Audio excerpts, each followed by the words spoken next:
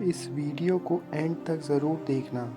आप इतिहास से जुड़े कुछ ऐसे तथ्यों के बारे में जानोगे जो शायद ही आपको पता हों। नंबर 16, अलेक्जेंडर द ग्रेट, जिसको लोग मुकद्दर का सिकंदर कहते हैं, जिसने दुनिया में पहली बार विश्व विजेता बनने का सपना देखा और उसे पूरा करने के लिए बहुत कोशिश भी की। उसकी मृत्यु का कारण बताते हुए कई हिस्टोरियंस कहते हैं कि उसको गुइलियन-बैरे सिंड्रोम नाम की एक न्यूरोलॉजिकल डिसऑर्डर था, जिसकी वजह से जब वो पैरालाइज्ड हो गए तो लोगों ने समझ लिया कि उनकी डेथ हो गई है और उनको ज़िंदा ही जला दिया। वैसे तो अलेक्जेंडर की डेथ के लिए कई सारी कॉन्स्पिरेसी थ्योरीज बनी हैं, पर उसमें से ये सबसे ज़्यादा महत्वपूर्ण मानी जाती है। नंबर 15, एंशियंट रोम में आपने ग्लैडिएटर्स के बारे में सुना होगा, जो प्राचीन रोम के कोलोसस में लड़ा करते थे। दरअसल उन ग्लैडिएटर्स में केवल मेल नहीं, फीमेल ग्लैडिएटर्स भी हुआ करती थीं।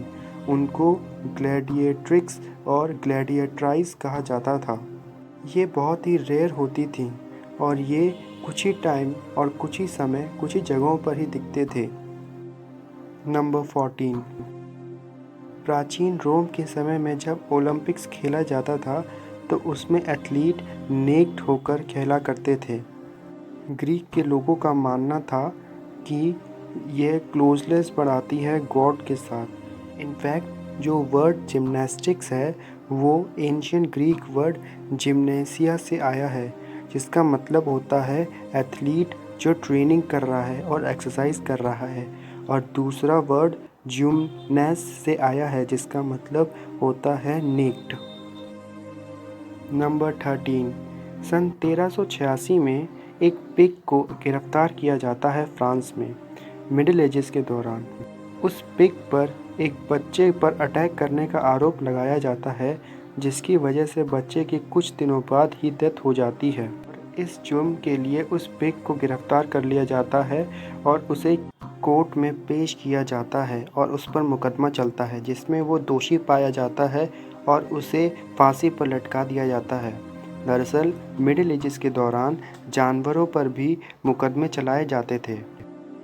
नंबर 12, सन 1830 में जो ग्रेट इकोनॉमिक डिप्रेशन पड़ा था, उसमें एक अजीब तरह का फैशन चल पड़ा। उस समय पैसों की कमी और कपड़ों की कमी होने के कारण लोगों ने खाने के पदार्थों के कपड़ों से ही अपने कपड़े बना लिए। खाने की बोरियां और काफ़ी सारे आइटम से मिलकर उन्होंने अपने कपड़े तैयार कर लिए और ये फैशन उस समय काफ़ी चल पड़ा। तो खाने का डिस्ट्रीब्यूशन करने वाले डिस्ट्रीब्यूटर्स ने भी स्नैक्स के रैपर्स को काफ़ी कलरफुल बनाना शुरू कर दिया और ये उस समय ट्रेंड में चलने लगा और ज़्यादातर फैशनेबल भी बन गया।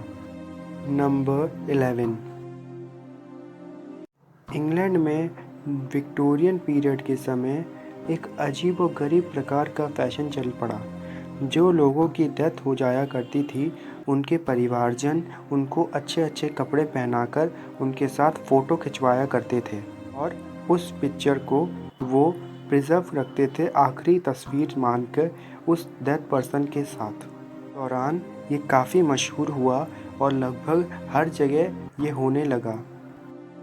नंबर 10, 18th सेंचुरी में इंग्लैंड में पाइनएप्पल को सिंबल ऑफ रिचनेस माना जाता था। काफ़ी अमीर अमीर लोग पाइनएप्पल्स को अपने साथ कैरी किया करते थे और उस समय पाइनएप्पल ही उनकी पर्सनैलिटी और उनकी वेल्थ का सिग्निफिकेंस माना जाता था और उनकी हाई क्लासेस को दर्शाता था। इसी वजह से उस दौरान बड़े बड़े लोगों के घरों में घरों की सामान और काफ़ी सारी चीज़ें जैसे कि क्लॉथ्स वगैरह को भी ट्रॉपिकल फ्रूट से डेकोरेट किया जाता था। नंबर 9, प्राचीन ग्रीस के लोगों का ये मानना था कि जिन लोगों का सर लाल है या फिर उनके बाल या चेहरे का कोई भी हिस्सा लाल है तो वह वैम्पायर बनेगा डेथ के बाद। उनका ऐसा मानना इसलिए था क्योंकि लाल कलर यानी कि स्किन सेंसिटिव है सनलाइट पे, जो कि वैम्पायर्स की होती है। नंबर 8, वेस्टर्न रोमन एम्पायर में पैरट्स, डॉग, मंकीज़ और एनिमल्स को काफ़ी पॉपुलर पेट माना जाता था और उनका इस्तेमाल काफ़ी अलग अलग तरह से किया जाता था सिवाय कैट के। पैरट्स को माइस और रैट्स को मारने के लिए इस्तेमाल किया जाता था, डॉग्स को एज अ गार्ड इस्तेमाल किया जाता था और मंकीज़ को एज अ एंटरटेनमेंट के लिए लोग इस्तेमाल किया करते थे। नंबर 7, 18th सेंचुरी में जब नैपकिन्स का इस्तेमाल नहीं हुआ करता था तो टेबल क्लॉथ को ही इस तरह से डिज़ाइन किया गया था कि वही नैपकिन का भी काम करे। इस दौरान टेबल पे एक बड़ा सा कपड़ा टेबल क्लॉथ बिछा दिया जाता था और सभी लोग अपना डिनर या लंच करने के बाद उसी के बाहर निकले हुए हिस्से से अपना मुंह साफ किया करते थे। नंबर 6, 19th सेंचुरी में जब अलार्म क्लॉक का आविष्कार नहीं हुआ था तो लोग एक अजीब तरह का प्रोफेशन इस्तेमाल किया करते थे, उन्हें नौकरअप कहा जाता था। एक नौकरअप का ये काम होता था कि वो अपने क्लाइंट के घर पर सुबह जाकर उसे उठाया करता था। जिन लोगों का घर सेकंड फ्लोर पर या ऊपर के फ्लोरों पर हुआ करता था उसके लिए नौकरअप एक लंबी सी स्टिक रखा करता था और उससे उनकी खिड़की पर तब तक मारता था जब तक कि वो उठ ना जाए। लेकिन जब अलार्म क्लॉक का आविष्कार हुआ तो ये प्रोफेशन कहीं गायब सा ही हो गया। नंबर 5, एना हैनिंग स्वान और मार्थिन वैन बुरेन बैट्स, ये दोनों इतिहास के सबसे लंबे टॉलेस्ट मैरिड कपल हैं। एना की हाइट 7 फुट 11 इंच और मार्थिन की हाइट 7 फुट 9 इंच थी और यहाँ तक कि उन्होंने जिस बच्चे को जन्म दिया वो बच्चा भी लगभग 22 पाउंड का था। नंबर 4, टाइटैनिक जहाज़ के बारे में तो आप जानते ही होंगे, जो 13 मई 1911 में अटलांटिक ओशन में डूबा था एक आइसबर्ग के टकराने की वजह से। उस एक्सीडेंट के पूरे 14 साल पहले एक शख्स हुए थे जिनका नाम था मॉर्गन रॉबर्टसन, जिन्होंने नोवेला फ्यूटिलिटी नाम की एक किताब लिखी थी। उस किताब में उन्होंने एक टाइटन नाम के शिप के बारे में बताया था जो भी आइसबर्ग के टकराने से नॉर्थ अटलांटिक में ही डूबा था। कैसा अजीब सा सहयोग है ना। नंबर 3, वेस्टर्न रोमन एम्पायर के एक शासक ने यूरिन टैक्स लागू किया था।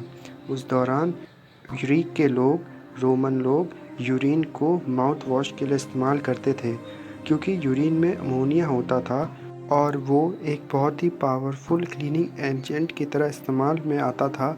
इसीलिए यूरिन की डिमांड रोम में बढ़ने लगी और वहाँ के राजा ने उसके ऊपर यूरिन टैक्स लगा दिया। नंबर 2, एंशिएंट एशिया में एलिफेंट्स की डेथ बहुत ही पॉपुलर फॉर्म ऑफ एक्सकर्शन माना जाता था और टिल 19th सेंचुरी तक ये काफ़ी फेमस मेथड भी रहा लोगों को सज़ा देने का। मुग़ल काल में भी यही सज़ा लोगों को दी जाती थी। वहाँ पर किसी को भी सज़ा देने के लिए एलिफेंट के नीचे कुचलवा देना काफ़ी अच्छी सज़ा मानी जाती थी और काफ़ी फेमस भी थी। नंबर 1, 20th सेंचुरी में फर्स्ट वर्ल्ड वार के दौरान फ्रांस ने अपने आप को हमलों से बचाने के लिए एक फेक पेरिस बनाया था, यानी पूरा का पूरा शहर एक नकली तैयार करवा दिया जो दुश्मनों के हवाई जहाज़ को भ्रमित कर सके कि कौन सा शहर असली है और वह असली शहर समझकर उस नकली मॉडल से बने शहर पर ही हमला कर दें। उस शहर में उन्होंने रेलवे तक को भी बनाया था जो बोगियों के साथ कई कई हिस्सों पर खड़े थे और उनको इस तरह से बनाया था कि वो ऐसा दिखा सके कि ट्रेन अभी अभी अपने स्टेशन से निकली है। वीडियो अच्छे लगे तो वीडियो को लाइक एंड शेयर करना और हिस्ट्री और फिलॉसफी से जुड़ी ऐसे ही मोर वीडियोज़ के लिए हमारे चैनल को सब्सक्राइब भी करना।